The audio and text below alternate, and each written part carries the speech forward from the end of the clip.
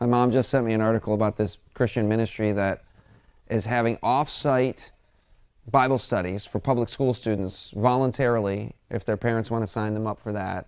And it's, during a time of the day when they would have free time. And the way they phrased it is, we're bringing the Bible back into the public school day. And I thought that was a really sneaky, clever way that they phrased that. Because we've been hearing the battles since the 60s in the Supreme Court and in the courts over whether you were going to have the Bible in the public schools, prayer in the public schools. And he phrased it, the Bible in the public school day. Whoever uses the phrase, the public school day, well, he used it for this purpose. And I guess legally, that's allowed. And hey, great, sign up for it. That's awesome. Christian families or families who want their kids exposed to the Bible, you got a Christian ministry over here doing that. It's not being enforced, mandated. It's not connecting the church and the state. So they found a way to do that within the law, the framework of the law. I think the framework of the law is fine. I'm not running around, picketing to say that kids of all faiths in a public school must be subjected to Christian prayers and Bible readings. That's edging into that territory of the state, whether federal or local, imposing religion. Yeah, Congress shall make no law respecting an establishment of religion. But they'll come back and say, well, that's Congress, that's federal government. We can do this at the state level. No, because the First Amendment 14th Amendment applies incorporation. So yeah, the 14th Amendment says all the rights of citizenship are applied at the state level as well, and they haven't yet incorporated it to the states every right in the Bill of Rights that I know of. They did the Second Amendment just like, 10 years ago in Heller, right? They do it piecemeal. Yeah, piecemeal, one issue at a time. Yeah. And it's very frustrating that way. But what are your thoughts on, should we Christians be on record as we want to bring prayer and Bible readings back into public schools? I don't want to be on the record saying, keep it out. That doesn't sound right. So this is, you're going to find frustrating for me. My answer first and foremost is I don't know, and it depends on the circumstances. Yeah. Secondly, what I will say is that the state should have no business whatsoever in Christianizing people. Yeah. It should also not be impediment to Christian belief. Yeah. And it gets really, I think the area that got me thinking the most about this is chaplains in the military. We have military chaplains, and the reason why we provide military chaplains, I'm completely supportive of, is that when a guy joins the military and he goes off to fight in a foreign land, he can't go to his local church on Sunday or Saturday or whichever day he worships on. He doesn't have the support of his church body. And so the military provides that for him in the field because he can't provide it for himself. And I think that's a logical approach. I know some people in the old days in Adventist religious liberty departments thought that we should get rid of them. And this has been some kind of contention. But I think they should be there. And I also think that it's okay if the Senate wants to, or the House of Representatives wants to open their session with prayer. I don't have a problem with that. We've been doing that since the beginning and the founding of this country.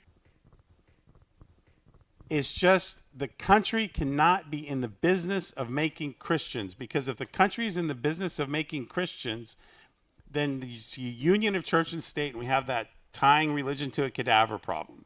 So what do you think of the fact that the Satanist church wants equal representation, and what if they wanted to start doing satanic prayers during Congress? And what do you think about that? Do you think that they have the right to do that, legally speaking? That's happened at city councils.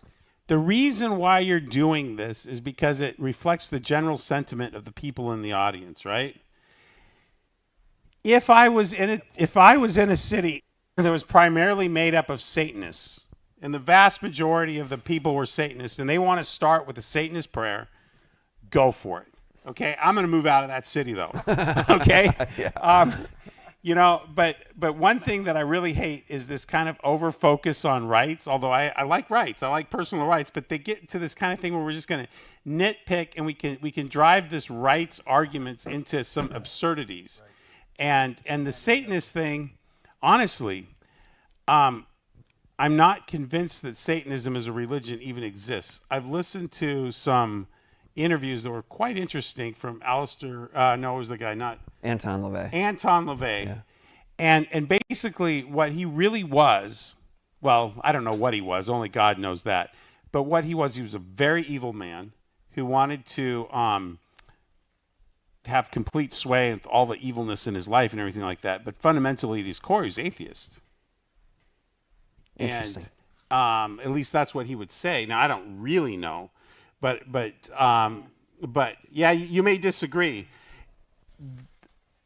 I think I a lot don't of Satanists know. are. A lot of Satanists today are atheists, and they're just flaunting it to try to, get under the skin of Christians. Yeah, think they're mad exactly. at God. And so this is an area where I do think this illustrates another point, though, and that is the general rule and the safer rule is, hey, look, if we're going to have contention over all this other stuff, then get it out.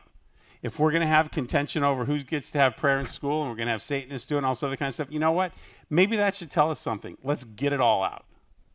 Yeah, just that's your private thing. That's between you and Yeah, God. exactly. It doesn't have to be all enforced in the public sector. And that's not to take away the Declaration of Independence. We are endowed by our Creator. I think that's important for them. And we don't force people to accept that. But if you don't acknowledge a higher power from which we derive our rights, then we end up with the French Revolution model.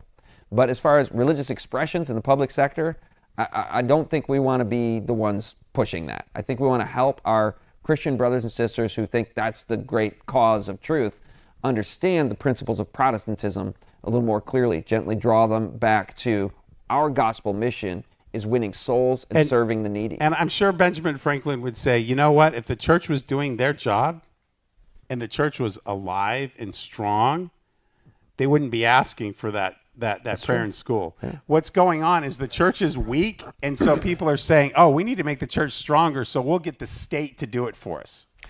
I think there was a counsel given to one of our religious liberty people. Do you know of this? I need some help with this, because this is going from memory, and I'm not 100% sure of this, so don't take me on the record on this. But I think I read that Sister White set perhaps A.T. Jones straight on a matter of the prayer and the religious expressions in schools, that we don't want to be known as the Adventist people as being on record opposing I think it was the Bible in the public schools. So if we're out there like joining the secular left and saying, no Bibles, we don't want the Bible there, that's just not a good look, right? I think that it wasn't schools. I think I know what you're talking about. What was the context? I'm having trouble myself. It's in one of two areas. It's either in the military chaplaincy or in just public assemblies. Okay. It's one of those two. I'm about 90% certain.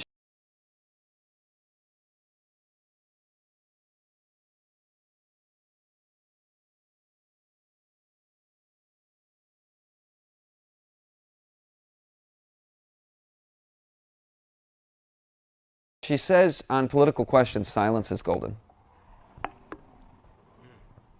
That's why I stopped that sentence.